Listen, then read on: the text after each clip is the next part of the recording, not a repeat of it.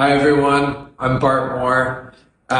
In keeping with the theme this week, this month, it's Italian Heritage Month. And so I'm here at my new listing, modern contemporary new construction house, 105 Canyon Drive in Napa at the Silverado Country Club.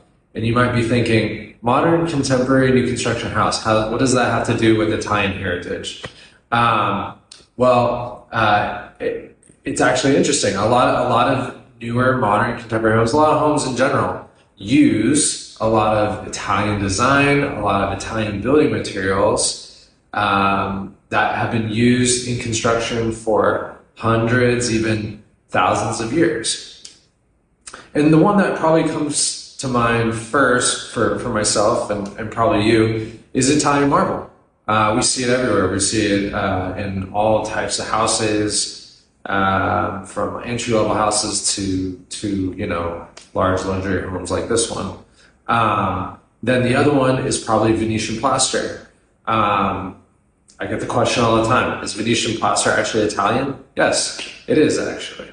But yeah, I thought this would be a good opportunity.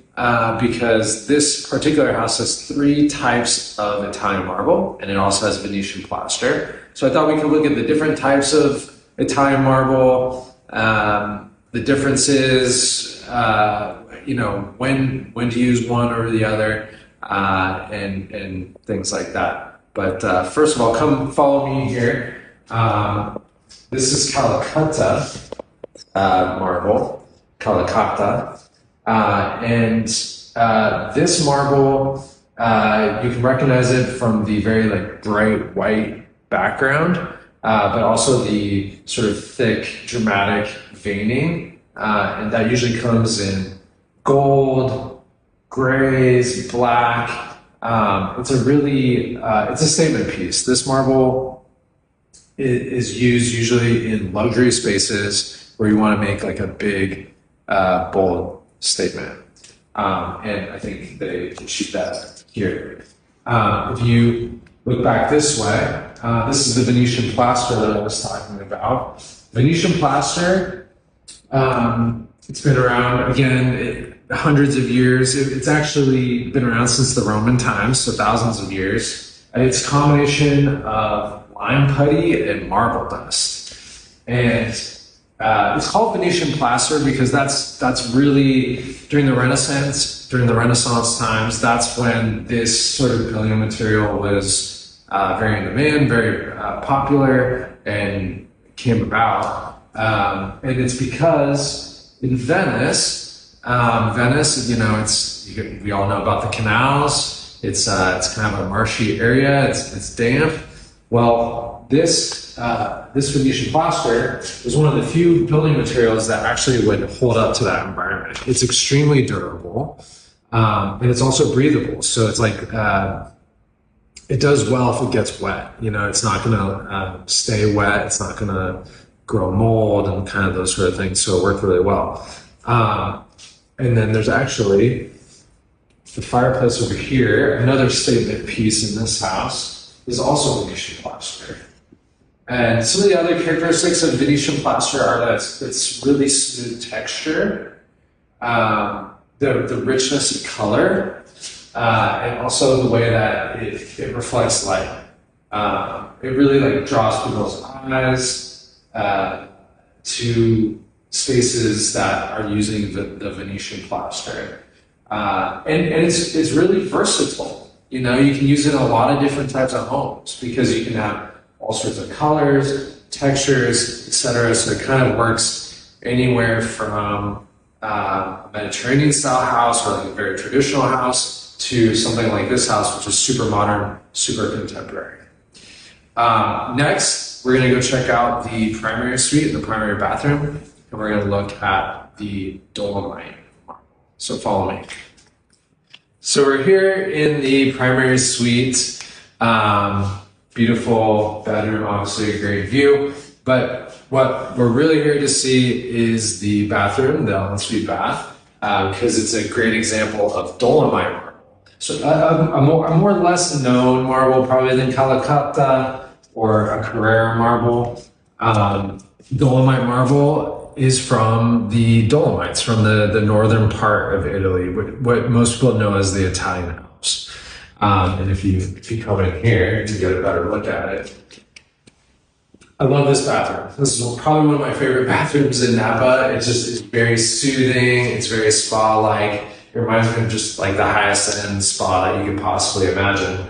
And I think a lot of that has to do with the Dolomite marble. Dolomite marble is known for its muted and earthy tones. And then the veining is it's going to be a little bit more moderate, like kind of a medium veining, versus the Calacatta marble.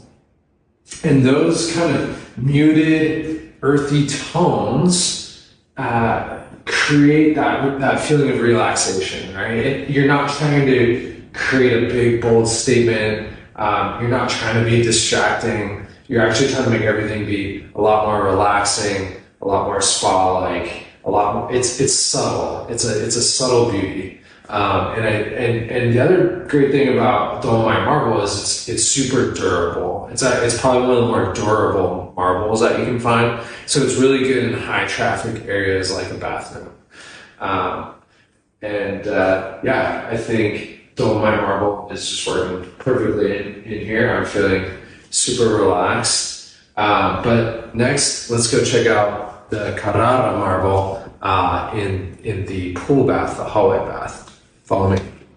All right, so here we are at the hallway bathroom. Also, kind of functions as a powder room and as the pool bathroom. You can see the pool there. It's a full bath, so after a dip, you can rinse off. But we're here to talk about marble, so let's check out this bathroom.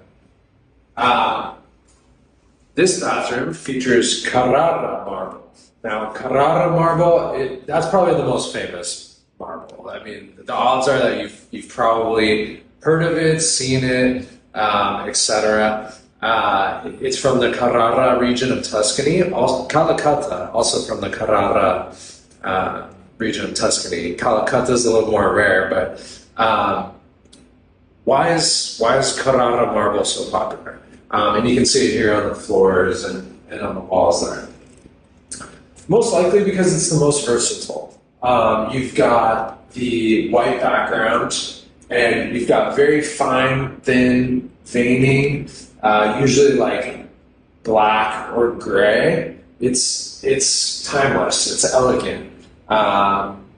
You can kind of use it in kitchens, bathrooms, on the wall, wherever, and it's going to fit whatever space that you need it to fit. So that's probably why we see it so much.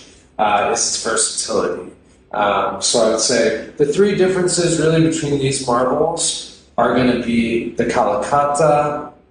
It has makes a bold, dramatic statement. The Dolomite marble is going to be for more subtle beauty, more muted tones, more earthy tones. It's more relaxing, basically, to look at. And then the Carrara marble, it's kind of your utility player. You can use it anywhere. If you don't know which one to use, you can't go wrong with Carrara marble. It's a great option for any space, any surface. And that's my tour. That's my tour of Italian marble. I hope you have enjoyed it. I hope you've learned something. I think the final question is really, why is Italian marble special? Why do we still use it today? What's the history of it?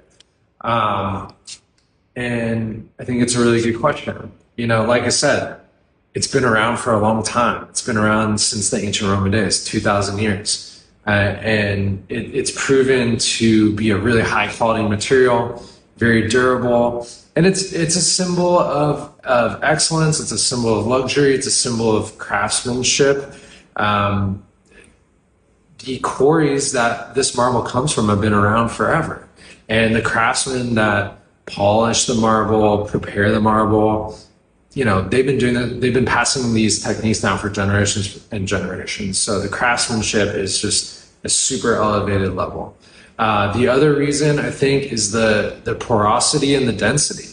Italian marble is a little bit more dense than other marbles, so it's a little bit more durable. You're not going to scratch it up as much as some other marbles, and you're not going to, the porosity basically, you know, how porous is the stone. Italian marble is the least porous, so you're not going to have stains. I mean, you might have some stains, but less so than other marbles, right? It's going to be the least prone to getting stains.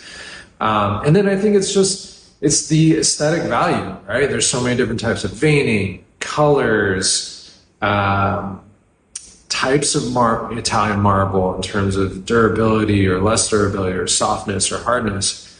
So you can kind of plug and play any style you want, any type of vision you have for your property and statement that you want to make. There's an Italian marble for that.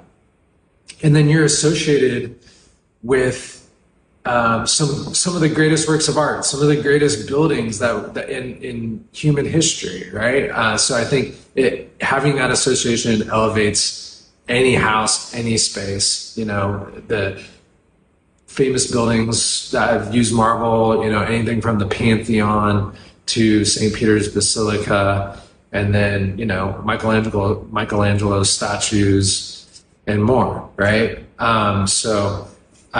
Thank you for watching. Happy Italian Heritage Month, and I'll see you next time. Ciao.